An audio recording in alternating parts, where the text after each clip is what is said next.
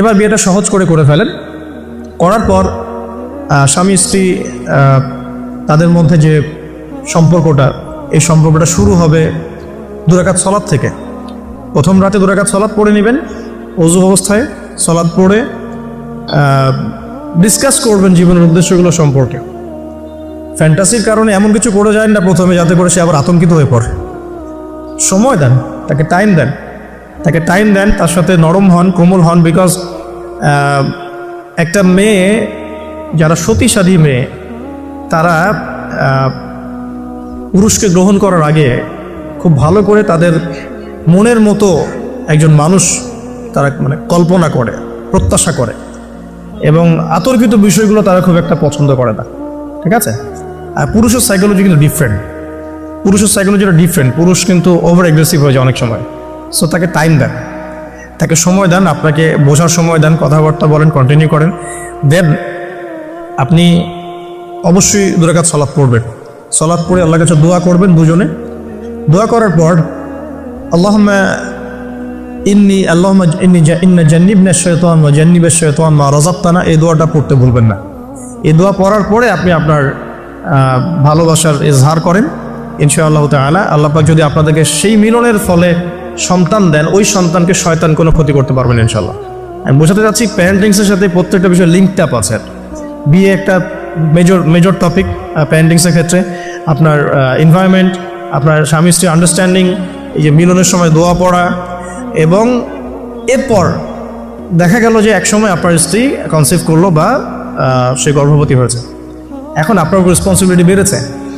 যতদিন সে সন্তানটাকে ধারণ করে রাখবে, এই সময়টুকুর মধ্যে তাকে কোনো প্রকার হারাম কাজে লিপ্ত করতে দেওয়া যাবে না। দেখা যায় সন্তান যারা জন্ম দিচ্ছেন, মায়েরা, এই 9 মাস তারা হিন্দি মুভিজ দেখেন, সিরিয়ালস দেখেন, তারপরে অহেতুক গীবত করেন, গল্পগুজব করেন, অহেতুক সময় নষ্ট করেন, হয়তো স্মার্টফোনের যুগ, সারাদিন ফেসবুকিং, ইউটিউবিং, টিকটক, ইনস্টাগ্রাম নিয়ে পড়ে থাকেন।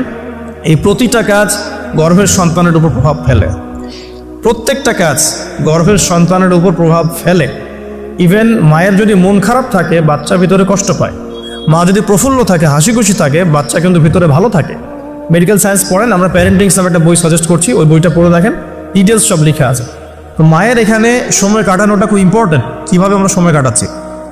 গর্ভবতী অবস্থায় এই 9 মাস মায়েদের উচিত বেশি বেশি কোরআন তেলাওয়াত করা, আল্লাহর জিকির আজগার করা, নামাজ না ছাড়া, হ্যাঁ, ভালো কিছু দেখা, ভালো কিছু শোনা, যত রকম হারাম এবং কবিরা গুনাহ আছে এগুলো থেকে দূরে থাকার চেষ্টা করা।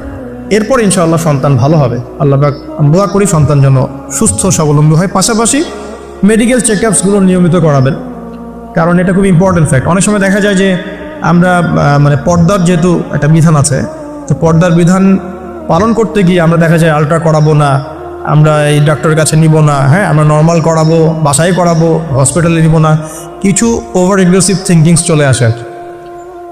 পর্দা করব, তাহলে মহিলা ডাক্তার দেখাতে হবে, আলট্রা খুঁজে বের করতে হবে, কে আলট্রা মহিলা ডক্টর আছে আলট্রা করতে পারে, খুঁজে বের করতে হবে, ক্লিনিক সেভাবে পরিবেশ তৈরি করতে হবে। এই জন্য আমি বলি, আমার একটা স্বপ্ন আছে যে ঢাকা শহরে একটা ভালো ক্লিনিক আর হসপিটাল করা, যেখানে সব কিছু ইসলামিকভাবে চলবে ইনশাআল্লাহ। এটা দরকার আছে। আপনারা যদি আমরা ফেস করেছি তো আমরা বুঝতে পারি, দরকার আছে। একটা হসপিটালে যান, দেখবেন পরিবেশ, এনভায়রনমেন্ট ইসলামিক না। আপনার স্ত্রীর অ্যানেস্থেশিয়া করছে একজন পুরুষ ডক্টর, সিজার করবে, অ্যানেস্থেশিয়ার প্রয়োজন আছে, একটা পুরুষ ডক্টর এসে অ্যানেস্থেশিয়া পুশ করছে, তখন তো পর্দা যাচ্ছে, পর্দা চলে গেল। যদিও বা অনেকে ফতোয়া দিতে পারেন যে এই সব জায়গায় বা এই ধরনের ক্ষেত্রে হয়তো এটা জায়েজ হতেও পারে, অনেকে ফতোয়া টানতে পারেন, কিন্তু এখানে কিন্তু এই সুযোগটা দেওয়ার ফলে কী হয়েছে যে অনেক সময় রোগীরা হ্যারাসমেন্টের শিকারও হয়েছেন, সেক্সুয়াল হ্যারাসমেন্টের শিকারও কিন্তু হয়েছে। এটাও কিন্তু বাস্তব। তো এই জন্য ইসলামিক এনভায়রনমেন্টের দরকার আছে। খুঁজে বের করতে হবে ইসলামিক ডক্টর কে আছেন, যিনি শরীয়ত বোঝেন, মহিলা ডক্টর কারা আছেন, অ্যানেস্থেশিয়া মহিলা কারা আছে, বা আলট্রা করতে পারে মহিলা কারা আছে, খুঁজে বের করে মেডিকেল চেক আপ নিয়মিত করতে হবে। আর নর্মাল ডেলিভারি ইসলামের বিধান ঠিকই, ইসলাম এভাবেই চলেছে, সিজার এসেছে অনেক পরে, এবং এই ব্যাপারে শেষ জামানার হাদিসও আছে, আমি একটা লেকচারে বলেছিলাম। তবে কিছু কিছু ক্ষেত্রে সিজারের প্রয়োজন হতে পারে, ডক্টররা ভালো বুঝতে পারবেন। তবে এখানে দেখা যায় সাইকোলজিক্যালি অনেক সময় ডক্টররা কি করেন, রোগীদের সাথে একটু সাইকোলজিক্যাল টর্চার শুরু করেন আর কি, ভয় দেখানোর একটা প্রবণতা দেখা যায়। পরে আমরা বলি আচ্ছা ঠিক আছে করে ফেলেন। তো এখানে একটা বিজনেস জড়িত আছে, আপনারা খুব ভালো করেই জানেন এখানে একটা বিজনেস জড়িত আছে। আর যখন একটা মায়ের একটা সিজার হয়ে যায়, পরবর্তী বাচ্চাগুলো কিন্তু নর্মাল হওয়া খুব ডিফিকাল্ট, এবং তার সারা জীবন একটা হ্যাসেল তাকে পোহাতে হয়। যাদের হয়েছে তারা জানে। তো আর নর্মাল হলে আপনি যে আমাদের আগে দাদি নানি দেখবেন 11টা বাচ্চা, আমার নানির 11টা বাচ্চা, 12টা বাচ্চা আমার নানির, আর এক নানির আমার 11টা বাচ্চা, সব নর্মাল, কোনো সমস্যা হয়নি। তারা কিন্তু ফ্রেশ খাবার খেতেন, ভালো এনভায়রনমেন্টে থাকতেন, কায়িক পরিশ্রম করতেন, তারা ফিজিক্যালি স্ট্রং ছিলেন।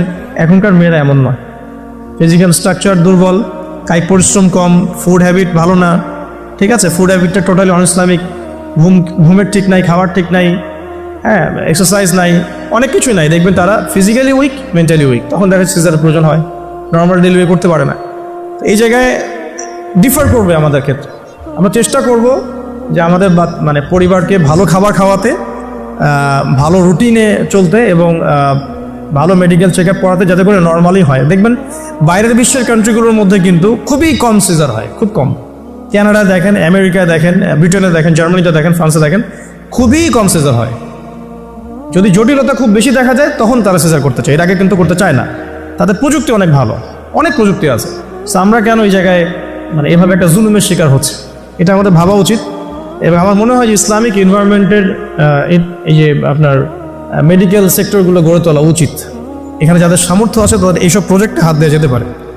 আল্লাহ পাক আমাদেরকে তৌফিক দেখ ঘোরা। তো এরপরে যখন সন্তান হয়ে যাবে, প্রথম কাজই দেখবে, সন্তান হওয়ার পরেই তাকে নিয়ে হই উল্লাস শুরু হয়। হ্যাঁ, টানা হেঁচড়া, এটা ওইটা, কি বলবো, অপারেশন থিয়েটারের হয়তো কথাবার্তাগুলো হয়, এই কথাগুলো সন্তানের কানে প্রবেশ করে। অথচ সুন্নাহ হচ্ছে সন্তান হয়ে গেলে তাকে নিয়ে আল্লাহর কাছে দোয়া করা, দোয়া করার পর তার কানে আল্লাহু আকবার, আল্লাহু আকবার, আশহাদু আল্লা ইলাহা ইল্লাল্লাহ, আমরা যে আযান দিই আশহাদু আন্না মুহাম্মাদুর রাসূলুল্লাহ, এটা কানের মধ্যে শোনানো, এটা একটা সুন্নাহ, গুরুত্বপূর্ণ সুন্নাহ। তারপর তাকে তাহনিক করা উচিত। তাহনিক তো আমরা উঠেই গেছে সমাজ থেকে, তাহনিক আবার কি জিনিস? ডক্টররা তাহনিক শুনলে আটকে উঠবে। তাহনিক হচ্ছে যে কোনো আলেম, কোনো বুজুর্গ, যিনি পরহেজগার, আল্লাহওয়ালা, মারেফতওয়ালা মানুষ, তিনি খেজুর বা কোনো মিষ্টি জাতীয় মধু, খেজুর, এই টাইপের কিছু একটু চিবিয়ে বাচ্চার জিহ্বার মধ্যে একটু খালি লাগিয়ে দিবে, এটা তাহনিক সুন্নাহ। তো এখন মুখে তো জর্দার, পান আর সিগারেট, তো এই মুখ দিয়ে তো তাহনিক হবে না, হবে? তো আল্লাহওয়ালা সত্যিকারের মানুষ খুঁজে বের করতে হবে। যাই হোক, যদি আপনি না পারেন, খুঁজে না পান, আপনি আপনার সন্তানের তাহনিক করেন, যথেষ্ট। আপনি দোয়া করেন, 2 রাকাত নামাজ পড়ে আল্লাহ শুকরিয়া আদায় করেন। আমি নিজের জীবনের ঘটনা থেকে বলছি আর কি। আমার ইন টোটাল 4 সন্তান। 1 সন্তান আল্লাহ নিয়েছেন, 1 সন্তান আল্লাহর কাছে আছেন, জন্মের পরেই আল্লাহ পাক তাকে নিয়েছেন, আলহামদুলিল্লাহ। ইনশাআল্লাহ তার সাথে আমাদের জান্নাতে দেখা হবে ইনশাআল্লাহ। আর এখন আমার 1 মেয়ে এবং 2 ছেলে। তো প্রত্যেক ছেলে এবং মেয়ের সময় ওয়াইফকে ঢোকানো হয়েছে, আমি জায়নামাজেই, যতক্ষণ পর্যন্ত বাচ্চা আমার হাতে আসে না আমি জায়নামাজেই ছিলাম। এবং আমি দেখেছি যে আল্লাহ যে আছেন, আল্লাহ যে মানুষের এত কাছে, আল্লাহ যে দোয়া কবুল করেন, শোনেন, মানে আমি হৃদয় থেকে উপলব্ধি করেছি। এই কথাগুলো তো বোঝানো যাবে না, এগুলো তো আমি কোনো দলিল বা প্রমাণ দিয়ে আপনাকে বোঝাতে পারবো না। এটা আপনি ফেস করলে না, ফিল করলে বুঝতে পারবেন। সেজদায় দোয়া করতে করতে চোখের পানি ফেলার সাথে সাথে দেখা যায় যে নার্স এসে বলেছে আমাকে যে আর কাঁদতে হবে না, এই যে মেয়ের কান্না শোনেন। এমন হয়েছে আমার সাথে। কারণ মানে স্ত্রীর যে প্রসব বেদনা, এটা দেখে কিন্তু স্বামী আসলে ঠিক থাকতে পারে না, তাতে প্রচণ্ড কষ্ট হয়। এবং এই কষ্টটা এই কারণেই হয়তো নবী সাল্লাল্লাহু আলাইহি ওয়াসাল্লাম বলেছেন, তোমার সবচেয়ে সেরা অধিকার পাওয়ার, মানে ভালো ব্যবহার পাওয়ার অধিকার রাখে তোমার মা, এরপর তোমার মা, তারপরেও তোমার মা, এরপর তোমার বাবা। তো মায়ের এই যন্ত্রণা শুধু মায়েরাই বুঝতে পারবে। তো আপনি যদি জান্নাত পেতে চান, মায়ের সেবা করেন, মায়ের খেদমত করেন, মাকে সন্তুষ্ট রাখেন, ইনশাআল্লাহ জান্নাত পেয়ে যাবেন ইনশাআল্লাহ। আর এই যুগে কিন্তু মা বাবার সাথে দাস দাসীর মতো আচরণ করা হয় আর কি। তো খেয়াল রাখবেন এই বিষয়গুলো, মায়ের হকটা কখনো নষ্ট করেন না। আর তার মেয়েদের প্রতি একটাই আমার, মানে তাদের প্রতি আমার কনসেপ্ট বা ভিউ হচ্ছে এরকম যে কঠিন হয়ে তাদের সাথে কোনো লাভ নাই। আসলে আদতে আলটিমেটলি কঠিন হয়ে কোনো লাভ নাই। 2-1 দিন হয়তো ঝগড়াঝাটি হতে পারে, মনোমালিন্য হতে পারে, কিন্তু কঠিন হয়ে তাদেরকে লাইনে আনা খুব একটা যায় না। নরম হয়ে বুঝিয়ে সুঝিয়েই, ভালো ব্যবহার, ভালোবাসা, মহব্বত দিয়ে সম্ভব ওদের মন জয় করা, আদারওয়াইজ সম্ভব না। আসুন, এরপরে আজান হবে, তাহনিক হবে, 7ম দিনে গিয়ে আপনি আকিকা করবেন। যদি করতে না পারেন 14 দিনে, যদি তাও করতে না পারেন 21, এভাবে সুযোগ আছে আকিকা করার। তবে 7ম দিনে আকিকা করা সুন্নাহ। আকিকাটা কি? এটা হচ্ছে আপনার সন্তানের জানের বদলে একটা জানের উৎসর্গ। ছেলে হলে দুটো খাসি, মেয়ে হলে একটা। কারণ কি, মেয়েদের রোগ প্রতিরোধ ক্ষমতা কিন্তু এমনিই বেশি, ছেলে বাচ্চার রোগ প্রতিরোধ ক্ষমতা কিন্তু কিছুটা কম।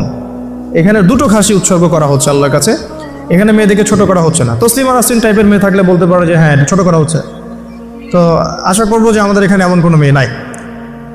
এখন আকিকার পর কি মাথা মুন্ডন করা। মাথা মুন্ডন মানে একটা চুল থাকে, চুলটা কষ্ট দেয়, ডক্টরাই বলেন এই চুলটা কিন্তু বাচ্চাদেরকে কষ্ট দেয়। এই চুলটাকে কামিয়ে ফেলা, যদি মাথায় কোনো প্রবলেম থাকে ডক্টর বলে না এখন করার দরকার নাই, সেটা আলাদা ইস্যুস, কিন্তু নর্মালি কামিয়ে ফেলা উচিত। এবং চুলের ওজন করতে হয়, এই চুলের ওজনের সমপরিমাণ রূপা আল্লাহর পথে সাদাকা করতে হয়, এটা সুন্নাহ। তো এটা করবেন। তারপরে আকিকা করলেন, আকিকা আপনি যেভাবে গোশত বন্টন করেন সেভাবেই করবেন।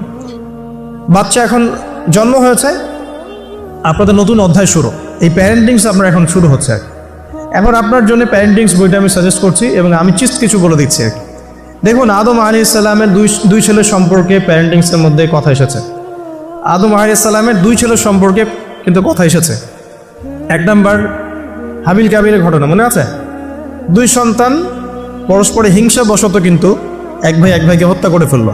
যদি আপনাদের একাধিক সন্তান থাকে, কারো প্রতি পক্ষপাতিত্ব করতে চায় না, তাহলে কিন্তু হাবিল কাবিলের মতো সম্পর্ক করে উঠবে আর কি। আর এই যুগে তো হাবিল কাবিলের সম্পর্ক এখনো চলছে। এখানে বহু কাবিল ঘুরে বেড়াচ্ছে দাড়ি টুপি নিয়েই, তাই না? এখন হাবিল কাবিল সম্পর্ক তো এখন আছে আর কি। কুরবানি কবুল হচ্ছে, আমারটা হচ্ছে না কেন? খেদমত হচ্ছে, আমি পারছি না কেন? মানুষ ওখানে ছুটছে, আমার কাছে আসে না কেন? ওই ওয়াজে 2 লাখ লোক হচ্ছে, আমার ওয়াজে হচ্ছে না কেন? হাবিল কাবিল সম্পর্ক তো আছেই আর কি। তো কাবিল কি করবে? হাবিলকে এলিমিনেট করার চেষ্টা করবে, হাবিলকে দুনিয়া থেকে সরাতে হবে, তাহলে সে সফল, তার ধারণা এমন। অথচ এই কাজের ফলে কি হয়েছে, তার আমল নামে সমস্ত খুনের গোনা কিন্তু যাচ্ছে একটা একটা করে। আর সেম জিনিস আমাদের সাথেও হয়েছে, আমাদেরকে এলিমিনেট করার চেষ্টা করা হয়েছে। আলহামদুলিল্লাহ আল্লাহ রাব্বুল আলামিন সেটা করতে দেন নাই। আল্লাহ পাক সবসময় সত্যের সাথে থাকেন, অনেস্টির সাথে থাকেন। আল্লাহ পাক সবসময় নূর এবং মারিফতওয়ালা মানুষের সাথেই থাকেন। আল্লাহ পাক কখনোই ইবলিস এবং কাবিলের সাথে থাকেন না। আল্লাহ পাক বোঝার তৌফিক দেখ। সামনে যান, নূহ আলাইহিস সালামের জীবনেও কিন্তু প্যারেন্টিংস আছে। দেখেন, এক সন্তান ইসলাম কবুল করছে না। তো এমন হতে পারে যে দীর্ঘদিন আমার একাধিক সন্তান, আমি আমার সর্বোচ্চ পরিশ্রম করছি সন্তানের পিছনে, তাদের ভরণ পোষণ, খাওয়া দাওয়া, এডুকেশন সব কিছু, তারপরেও জীবনের এক পর্যায়ে গিয়ে একজন বিভ্রান্ত হয়ে গেছে। এটা হতে পারে, এটারও সুযোগ আছে, এতে আপনি দোষী হবেন না ইনশাআল্লাহ, কারণ আপনি আপনার চেষ্টাটা অব্যাহত রেখেছিলেন। তো একটা কথা বলতে ভুলে গেলাম, যে ওই যখন হাবিল কাবিলের কথা এসেছে তখন একটা কথা বলতে ভুলে গেছে, যে ওই ইউসুফ আলাইহিস সালামের কথা মনে আছে নিশ্চয়ই। ইউসুফ আলাইহিস সালাম বাবার কিন্তু 12 সন্তান। এই যে 11 সন্তান, 11 ভাই যে ইউসুফ আলাইহিস সালামের এগেনস্টে যে ষড়যন্ত্র করছে, কারণ কি? কারণ বাবা ইউসুফকে খুব বেশি ভালোবাসে, বাবা ইউসুফকে অনেক আদর করে, তার খুব চমৎকার সুন্দর দেখতে। এমন হয় না যে একটা বাচ্চা খুব সুন্দর, বা আপনার বড় মেয়ে আপনি বেশি আদর করেন, একটু বেশি আদর করেন, হ্যাঁ। তো এই জায়গাটা কিন্তু সতর্ক থাকতে হবে, যে সন্তান একাধিক হয়ে গেলে আবার হিংসাত্মক মনোভাব গড়ে না ওঠে। এই জন্য ছোটোবেলা থেকে শিক্ষা দিতে হবে যে সে তোমার বড় আপু, সে তোমার ভাই, হ্যাঁ। সবাইকে আপনার একটা ইনসাফ প্রতিষ্ঠা করতে হবে। কোরআনে অনেক দলিল আছে। আপনি ইব্রাহিম আলাইহিস সালামের ঘটনা দেখেন, যে তার সন্তানকে মানুষ করেছে তার মা হাজরা আলাইহিস সালাম। ইব্রাহিম আলাইহিস সালাম কিন্তু সেখানে রেখে চলে আসছেন, মানুষ করেছে কিন্তু তার মা। তো জি হাজরা আলাইহিস সালাম বলছেন যে ইয়া ইব্রাহিম, হে ইব্রাহিম, আপনি আমাদেরকে কেন এখানে রেখে যাচ্ছেন? তখন ইব্রাহিম আলাইহিস সালাম বলছেন যে আল্লাহর আদেশে। তখন হাজরা আলাইহিস সালাম বলছেন যে যদি আল্লাহর আদেশে আপনি আমাদেরকে এখানে রেখে যান, জনমানব শূন্য বিরান একটা জায়গায়, তাহলে ইনশাআল্লাহ আল্লাহ আমাদেরকে ধ্বংস করবেন না। এই যে তাওয়াক্কুল আল্লাহর প্রতি, একদম তাওয়াক্কুল কারিনী মায়ের গর্ভ থেকে জন্ম নিয়েছে ইসমাইল আলাইহিস সালাম। ওই সন্তানকে যখন ইব্রাহিম আলাইহিস সালাম আরও কয়েক বছর পরে এসে বলছেন, ইন্নী আরা ফিল মানামি আন্নী আযবাহুকা, আমি স্বপ্নে দেখেছি তোমাকে জবাই করছি, ফানজুর মায়দা তারা, তোমার রায় কি আমাকে বলো। ওই সবরকারিনী মায়ের গর্ভ থেকে জন্ম নেয়া, তাওয়াক্কুলকারিনী মায়ের গর্ভ থেকে জন্ম নেওয়া সন্তান এবার বলছে, ইয়া আবাতি, হে আমার বাবা, ইফআল মা তুমার, আপনি তাই করুন যা আপনাকে আদেশ করা হয়েছে। সাতাজিদুনি ইনশাআল্লাহ মিনাস সাবিরিন, আমাকে ইনশাআল্লাহ আপনি সবরকারী পাবেন। তো এখানে মায়ের রোলটা দেখেন, মা যেমন হবে সন্তান তেমন হতেই পারে, মা যেমন হয় সন্তান কিন্তু তেমনই হয়, স্বাভাবিক এটা। মা যদি সন্তানকে হৃদ্যতা ভালোবাসা দিয়ে বড় করে, সন্তান দেখবেন বড় হয়ে সবাইকে ভালোবাসে। মা যদি সন্তানকে কনফিডেন্স দেয় যে বাবা তুমি পারবে, জীবনে অনেক কিছু করতে পারবে, তোমার মধ্যে এই প্রতিভা আছে, ইনশাল্লাহ তুমি পারবে, সন্তান বুস্ট আপ পিছন থেকে পারবে ইনশাল্লাহ। মা যদি সন্তানকে ত্যাগ করে, দুধ পান না করায়, ফ্যামিলিস্টদের মতো দুধ পান না করিয়ে যে আপনার বেবি সিটারদের কাছে মানুষ করায় আর কি, হ্যাঁ, ডে কেয়ার সেন্টারে মানুষ করায়, দেখবেন সন্তান ছোটোবেলা থেকে একটা হতাশা, হীনমন্যতা, নিঃসঙ্গতায় ভোগে আর কি। এখন এলিট সোসাইটির মধ্যে এই সমস্যাটা আছে, নিঃসঙ্গতায় ভোগে তারা। কিন্তু মা যদি সন্তানকে দেখা যায় খুব শাসন করে, বেশি প্রহার করে, সন্তান কঠোর হয়ে যাবে, মনটাকে শক্ত হয়ে যাবে। তো পিতা মাতার সন্তানের প্রতি অ্যাটিটিউডটা একটা বড় ফ্যাক্ট, যে সন্তান বড় হয়ে কী হবে। হিটলারের জীবনী পড়ে দেখেন, সে বলছে আমার পিতা আমাকে খুবই মাইর মারতো আর কি, খুবই পিটান পিটাইতো। তো বড় হয়েও শিখছে আর কি যে পিটাইলেই কাজ হয়, যদি কিছু করতে হবে তো পিটাইলেই কাজ করতে হবে। এরপরে সে যে পিটানো শুরু করছে সবাইকে মনে হয়, কিছু কিছু ক্ষেত্রে অবশ্য কাজ হয়েছেও, হ্যাঁ, আমরা মনে করি কিছু ক্ষেত্রে কাজ অবশ্য হয়েছে। তো আসলে সবসময় ওয়াজ নসিহত করে কাজ হয় না, মাঝে মাঝে মায়ের দরকার আছে। তো ওই মায়ের পাওয়ার যখন আমাদের কাছে আসবে, আমরা মারবো ইনশাআল্লাহ। এখন সবর করতেছি আর কি, এখন শুনতেছি আর কি। আচ্ছা, এবার আসেন সামনে। এই যে সন্তান জন্ম নিল ইসমাইল আলাইহিস সালাম, হাজরা আলাইহিস সালামের গর্ভ থেকে, মা যেমন হলো সন্তান তেমন হলো কিন্তু। আর এই যে মায়ের আত্মত্যাগ দেখেন, সাফা মারওয়া সাই করা যে ঘটনা, জামজাম কূপের যে ঘটনা, এই ছেলে কুরবানির যে ঘটনা, এই ঘটনাগুলো আল্লাহর কাছে এত বেশি পছন্দ হয়েছে, দেখেন কিয়ামত পর্যন্ত হজ ওমরায় আপনি এগুলো কিন্তু করছেন, হজে করছেন। অথচ এটা কিন্তু ইব্রাহিম আলাইহিস সালামের যুগের ঘটনা, আমরা কিয়ামত পর্যন্ত এই ঘটনাগুলো ফলো করছি আর কি। আর এমন কোনো ধর্ম নাই যে ধর্মে ইব্রাহিম আলাইহিস সালামকে গালি দেওয়া হচ্ছে। জিউসরা ইব্রাহিম আলাইহিস সালামকে সম্মান করে, জানেন, খ্রিস্টান যারা তারা ইব্রাহিম আলাইহিস সালামকে সম্মান করে, তারা কিন্তু এই পরিবারটাকে সবাই সম্মান করছে। তো এখানে একটা প্যারেন্টিং আপনার নসিহত আছে। পাশাপাশি আপনি সামনে যাবেন, লুকমান আলাইহিস সালামের ঘটনা পাবেন। সন্তানকে কাছে বসিয়ে তিনি বলছেন, হে আমার সন্তান, আল্লাহর সাথে কাউকে শরীক করো না, লা তুশরিক বিল্লাহি ইন্নাশ শিরকা লাযুলমুন আযীম, ওয়া ওয়াসাইনাল ইনসানা বিওয়ালিদাইহি হুসনা। মানুষের সাথে ভালো আচরণ করো, তোমার পিতামাতার সাথে ভালো আচরণ করো। তোমার পিতামাতা যদি তোমাকে শিরিক করতে বলে, তখন তাদের ফালা তুতিউহুমা, তাদের আনুগত্য করো না। আল্লাহ তিনি আরও শিখাচ্ছেন যে ছোট্ট কোনো বিষয় তুমি আল্লাহ থেকে লুকাতে পারবে না, আল্লাহ সব সামনে নিয়ে আসবেন। ইয়া বুনাইয়া আকিমিস সালাহ, সালাত কায়েম করো, ওয়া আমর বিল মারুফ, সৎ কাজে আদেশ করো, ওয়ানহা আনিল মুনকার, অসৎ কাজে নিষেধ করো, ওয়াসবির আলা মা আসাবাক, তোমার উপরে যে বাধা বিপত্তিগুলো আসবে সেগুলোতে সবর করো। উচ্চ স্বরে চিৎকার চেঁচামেচি করো না, কারণ গাধার স্বর উচ্চ স্বর হয়, চেঁচামেচি করে। এরকম প্রায় এখানে 10টা থেকে 15টা নসিহত আপনি পাবেন। চিস্ট করে বলে দিলাম যে লুকমান আলাইহিস সালাম তার সন্তানকে যা শিক্ষা দিয়েছেন, এটা প্যারেন্টিংসের জন্য যথেষ্ট। আর আপনি সন্তানকে শিক্ষা দিবেন, শিরকের শিক্ষা, আপনি আল্লাহকে চিনতে শেখাবেন, রাসূলকে চিনতে শেখাবেন, কোরআনের সাথে সম্পর্ক করে দিবেন, হ্যাঁ, 5 ওয়াক্ত নামাজে অভ্যস্ত করবেন, পাবন্দি করবেন, ইসলামিক পরিবেশ বাসায় বজায় রাখবেন, তালিম হবে, ইসলামিক কালচার রাখবেন। যদি বাচ্চা বিনোদন পছন্দ করে, ইসলামিক বিনোদন দিবেন, তাকে সময় দিবেন, তার সাথে কথা বলবেন, তার সাথে গল্প করবেন। তো এখন দেখেন কোরআনে এমন অনেক কিছুই আছে। লুকমান আলাইহিস সালামের কথাই বলেন, আপনি ইব্রাহিম আলাইহিস সালামের কথাই বলেন, আদম আলাইহিস সালাম, নূহ আলাইহিস সালাম থেকে শুরু করে প্রত্যেক নবী রসুলের জীবনেই দেখবেন আপনি প্যারেন্টিংসের একটা খোরাক পাবেন। ইভেন আমাদের নবী মুহাম্মদ সাল্লাল্লাহু আলাইহি ওয়াসাল্লামের ক্ষেত্রে দেখেন,